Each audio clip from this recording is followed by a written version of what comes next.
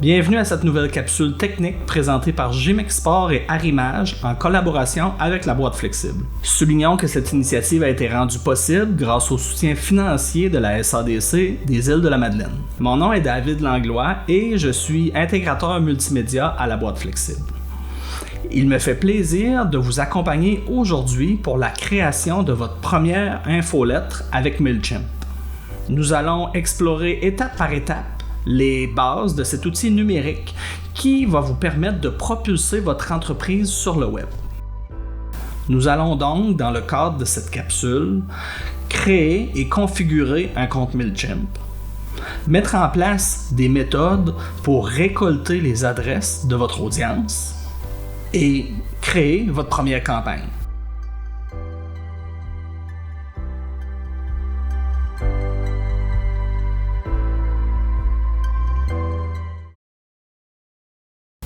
Donc, c'est parti. La première étape pour créer un compte MailChimp, je vais ouvrir un navigateur web sur mailchimp.com.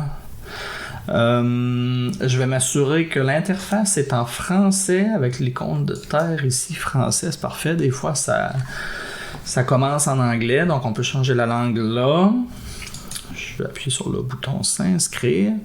On voit ici les différents forfaits disponibles. Il y a un forfait gratuit et des forfaits payants. Les forfaits payants vont permettre l'envoi de plus de courriels par mois, un nombre de contacts maximum plus élevé, un nombre d'utilisateurs simultanés plus élevé aussi, ainsi que les fonctions d'automatisation qui vont être disponibles uniquement avec les forfaits payants, mais pour le cadre de notre démonstration et la plupart des cas de démarrage d'entreprise, le compte gratuit est plus que suffisant. Donc, je vais cliquer sur m'inscrire. Je vais entrer les informations de mon entreprise parce que ça doit être une adresse qui est vérifiable, qui existe déjà, avec un nom de domaine existant.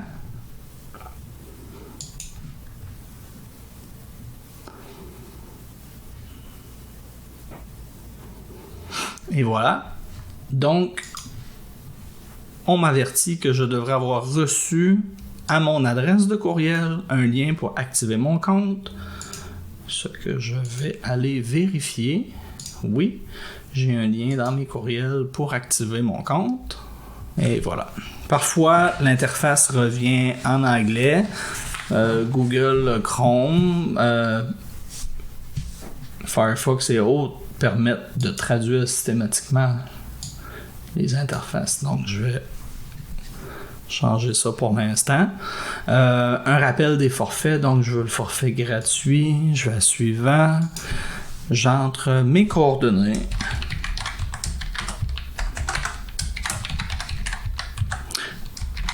Le nom de mon entreprise.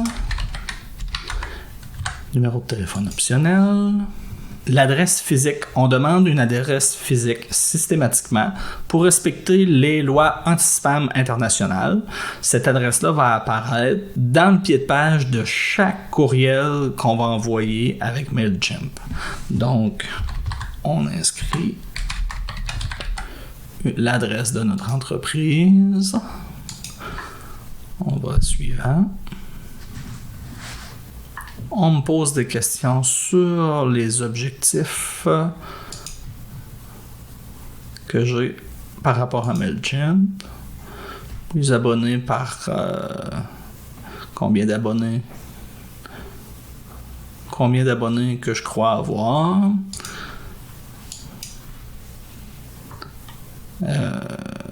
Comment je vais en ligne. Et là, si j'ai déjà une adresse professionnelle, un site web, un nom de domaine enregistré, on peut l'entrer ici. Ça permet de lier le domaine à mon compte MailChimp.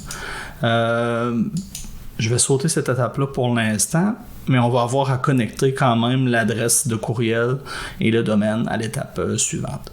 Les informations de contact. Et voilà. On peut maintenant commencer la configuration de notre compte. Première chose qu'on va vouloir faire, c'est connecter notre adresse de courriel, domaine, nom de domaine professionnel à notre compte MailChimp pour que les courriels qui sont envoyés par le système semblent provenir de notre adresse professionnelle. On va aller à site internet dans le panneau de configuration, à domaine. On pourrait acheter un domaine, mais admettant qu'on en a déjà un. Donc, on me demande de valider la propriété de mon domaine de courriel. Donc, mon adresse est au domaine La Boîte Flexible. Il va y avoir un processus pour l'authentification. Donc, si vous ne gérez pas vous-même le nom de domaine de votre entreprise ou l'hébergement web du site web de votre entreprise, vous allez avoir à fournir ces informations-là, les informations qui vont suivre, à votre fournisseur d'hébergement ou de nom de domaine pour être capable de terminer la configuration. Moi, dans mon cas, je vais le faire moi-même. Et on voit ici les informations des 2 entrées DNS qu'on doit ajouter à la configuration de notre nom de domaine d'entreprise pour terminer la validation. Donc, une capture écran de ça à votre fournisseur de nom de domaine ou d'hébergement web pour être capable de terminer ça. J'ai ajouté moi-même les entrées DNS, mais votre fournisseur d'hébergement web ou de nom de domaine peut faire ça pour vous. Une fois que ça est effectué, il peut se passer quelques heures avant que les changements soient effectifs, mais normalement, on est capable à partir de là de faire prochain. Et là, on nous avertit que ça peut prendre un peu de temps, mais en cliquant sur vérifier l'état, éventuellement, on voit que le processus d'authentification est terminé et les courriels de l'infolettre vont circuler librement.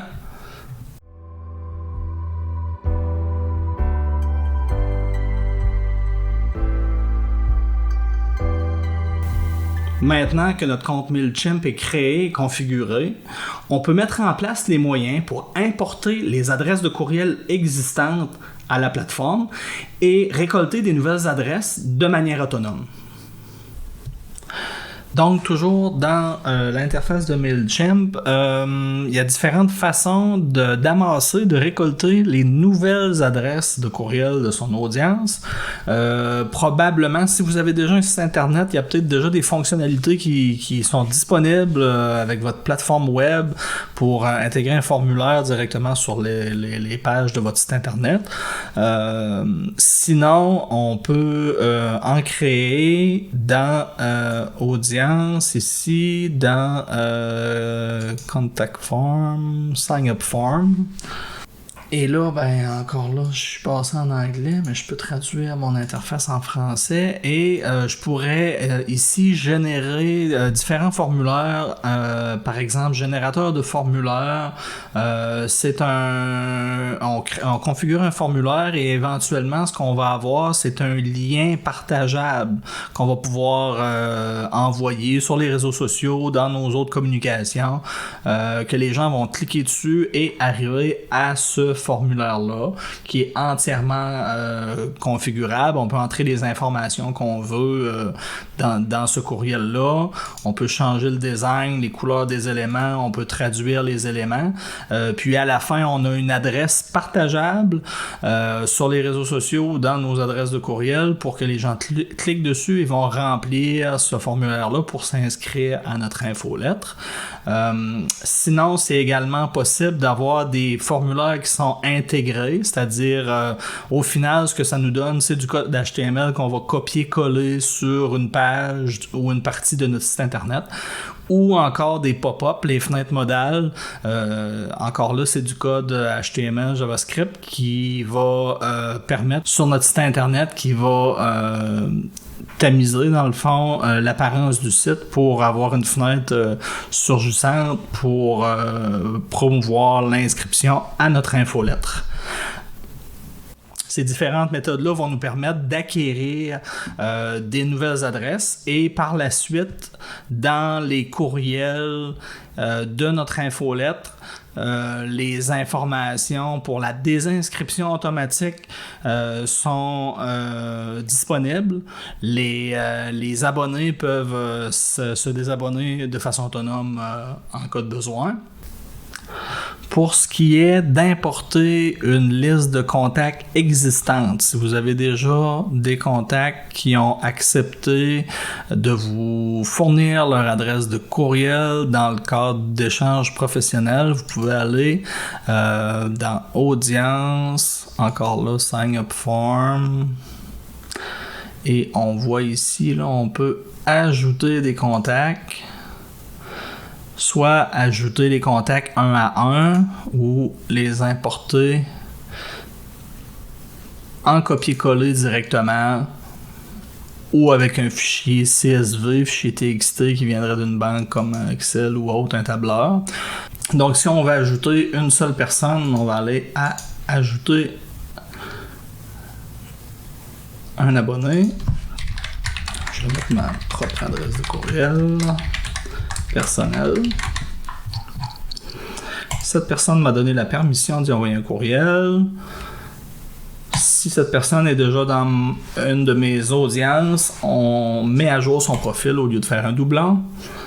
Et voilà. Et voilà, j'ai maintenant un nouvel abonné à mon infolettre.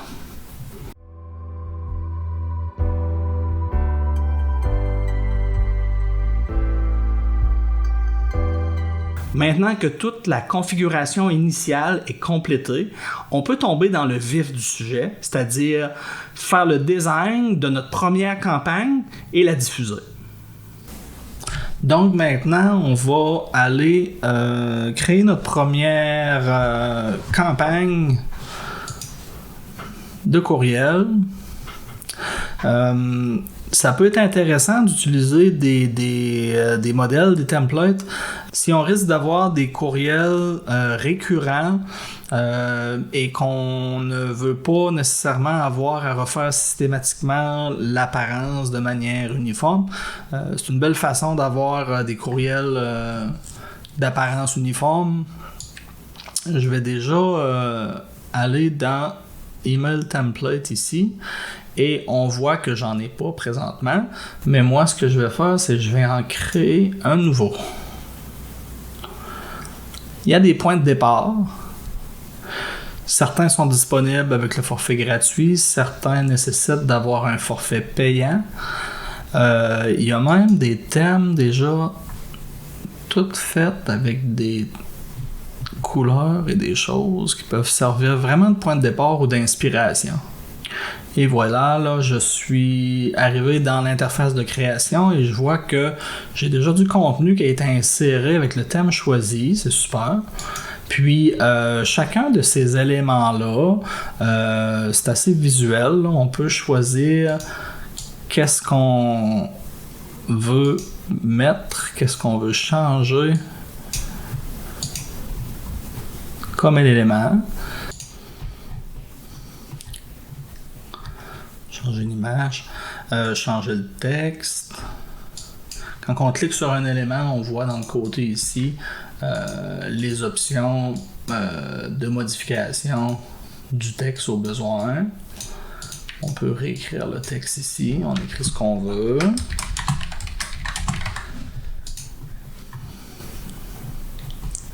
Puis on va mettre en forme notre modèle de cette façon-là. Quand que mon modèle est à mon goût, et puis on va enregistrer le modèle, on va lui donner un nom d'info lettre numéro 1. Et voilà. Et voilà, donc il me reste mon modèle dans les modèles de courriel. pour être capable de créer un nouvel envoi à partir de ce modèle-là. Je vais aller dans toutes les campagnes et on va créer une nouvelle campagne. Chaque courriel qu'on envoie, c'est une nouvelle campagne. Donc, je crée ma campagne. On me demande quel type de campagne que je m'apprête à créer. Donc, c'est une campagne de courriel. Le nouvel interface est en version bêta, donc j'aurais tendance à conserver l'interface classique. Et à partir de là, on me demande de choisir un template. Donc, de choisir un modèle, je vais aller dans les modèles sauvegardés et je devrais avoir, oui, mon modèle d'infolettre est ici, infolettre numéro 1.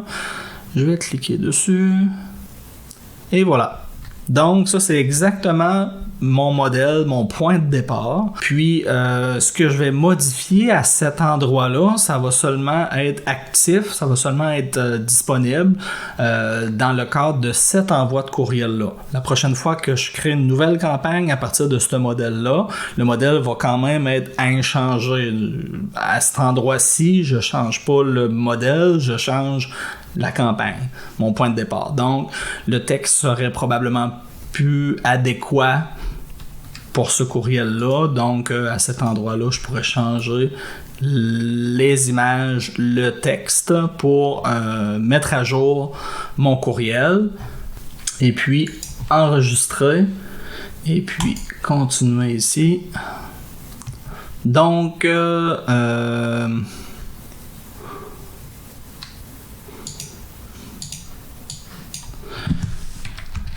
peux ajouter ici un nom. Décembre 2022. Par contre, je vais enregistrer. Et la première question qu'on me pose, c'est à qui est-ce que j'envoie ça? Donc, présentement, là, c'est par défaut à tous les contacts de mon compte. Je pourrais aussi créer différentes catégories d'audience, segmenter mon audience, mais pour l'instant, ça envoie à tout le monde. Et là, je vois le nombre de personnes à qui ça va l'envoyer. On me demande de spécifier de qui le courriel va sembler provenir. Donc, à ce moment-là, le nom, l'adresse de courriel, on sauvegarde. Le sujet du courriel. Encore là, infolettre 2022. Un texte d'aperçu, si on veut. Et le contenu que j'ai préalablement ajouté. Et tout ça est prêt à l'envoi. Là, à ce moment-là, on pourrait enregistrer tout ça comme un brouillon pour envoyer plus tard. On pourrait envoyer maintenant à l'ensemble de nos auditeurs, ou on pourrait planifier l'envoi de cette campagne-là. Par contre, la planification des envois nécessite d'avoir un compte MailChimp payant. Donc, si je fais envoyer, on me dit je m'apprête à envoyer une campagne à mes 2 abonnés. Je fais oui. Et voilà, on voit ici que la campagne a été envoyée à mes auditeurs. Je peux déjà là aller voir les rapports de réception, de consultation, de clics sur cette campagne. Et ça, c'est en temps réel, c'est-à-dire là, personne l'a ouvert, personne n'a cliqué dessus, personne s'est désinscrit à la réception de ça. Et si je vais dans mon courriel, et voilà, dans mon courriel personnel, si je vais voir ici, infolettre décembre 2022, et voilà, j'ai bien reçu sur mon compte personnel mon infolettre. En terminant, Si vous avez des questions ou que vous aimeriez être accompagné pour mieux intégrer cet outil au sein de votre entreprise, nos coordonnées figurent dans la description sous la vidéo.